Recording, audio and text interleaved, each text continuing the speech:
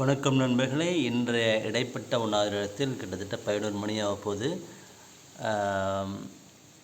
கிட்டத்தட்ட ஒரு சீத்தாப்பழம், இயற்கையில் விளைந்த அற்புதமான சீத்தாப்பழம் சாப்பிட்டோம். ஆனால் காலையிலே ஒரு வெண்டைக்காய் சாப்பிட்டோம். அடுத்ததாக ஒரு 8 மூலிகைகள், மாயிலை 2, நம்ம கொய்யா இலை 2, இந்த சீத்தா இலை 2, 3, முருங்கை இலை அது ஒரு 4, கருவேப்பிலை ஒரு 5, திருநீற்று பச்சிலை 6, அடுத்தது இது கீழாநெல்லி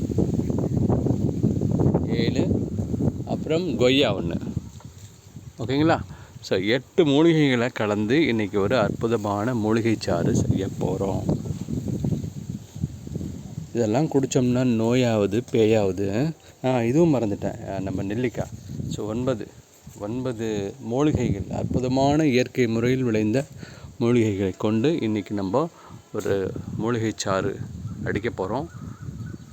இங்கே பாருங்கள், நான் சொன்ன அந்த 9 மூலிகைகள், நவமூலிகை 9 மூலிகைகளின் ரசத்தை இன்றைக்கி சிப் பண்ணி நாக்கில் ஒரு துளியாக நம்ம சாப்பிடும் பொழுது அற்புதங்கள் விளையும் என்று நம்புவோமாக.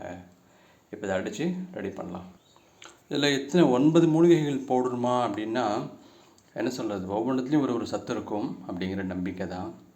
இருந்தாலும் உங்களுக்கு என்ன மனசில் தோணுதோ, தோட்டத்தில் போயிட்டு ஒரு 2-3 மூலிகை இருந்தாலும் பரவாயில்ல, 4-5 இருந்தாலும் பரவாயில்ல, அந்த விதவிதமான காம்பினேஷன்ஸ், அந்த ஒட்டு சேர்க்கையை ஞாபகம் வச்சுக்கோங்க.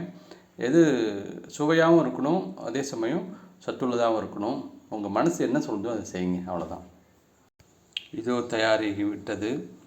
இதை அப்படியே வடிகட்டுறோம். மிச்சத்தை நம்ம ஒரு பேரலில் தண்ணி வச்சுருக்கோம் இல்லையா, செடிகளுக்கான அந்த சாணம் அதெல்லாம் போட்டு ஊற வச்சுருக்கோம் இல்லையா, அதில் போட்டு நம்ம செடிகளுக்கு திருப்பி கொடுத்துருவோம். வடிகட்டிக்கிட்டே இருக்கிறோம். அற்புதமாக கீழே வந்துகிட்ருக்கு இந்த சாறு. கொஞ்ச நேரம் கழிச்சு பார்ப்போம். ஆஹா, அற்புதமாக தயாராகிவிட்டது. பார்க்குறதுக்கு எவ்வளோ அழகாக இருக்குது பாருங்கள். இது இன்றைக்கி இதையே நாம் இன்றைய காலை உணவாக அடித்து பார்ப்போம். கிட்டத்தட்ட ஒரு 3/4 டம்ளர் வருது. லைட்டாக அடித்து பார்ப்போமா? நல்லா இருந்தால் குடிப்போம், இல்லைன்னா லேசாக நாட்டு சர்க்கரையோடு சேர்ந்துக்கலாம். இருந்தாலும் எடுத்தங்கவுத்தும் நம்ம பண்ண முடியாது. அதனால் பொறுமையாக ஸ்டெப் பை ஸ்டெப்பாக படிப்படியாக ஏறுவோம். இப்போதைக்கு இதை குடித்து பார்ப்போம்.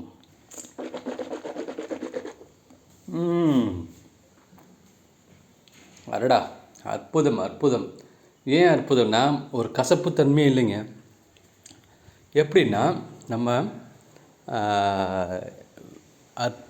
மாயிலை போட்டிருக்கோம், கொய்யா இலை போட்டிருக்கோம், போன வாட்டி மாரி நம்ம வேப்பிலை போடலை, அதனால் கசப்புத்தன்மை இல்லை. அட்டகாசமாக இருக்கும் உண்மையிலேயே. ஏன்னா எலுமிச்சம் போட்டிருக்கோம். எலுமிச்சமோட ஃப்ளேவர் அருமையாக இருக்குது. கசப்பு இல்லை, உண்மையிலேயே ரொம்ப கசப்பு இல்லை. ஒரு 4-5% தான்.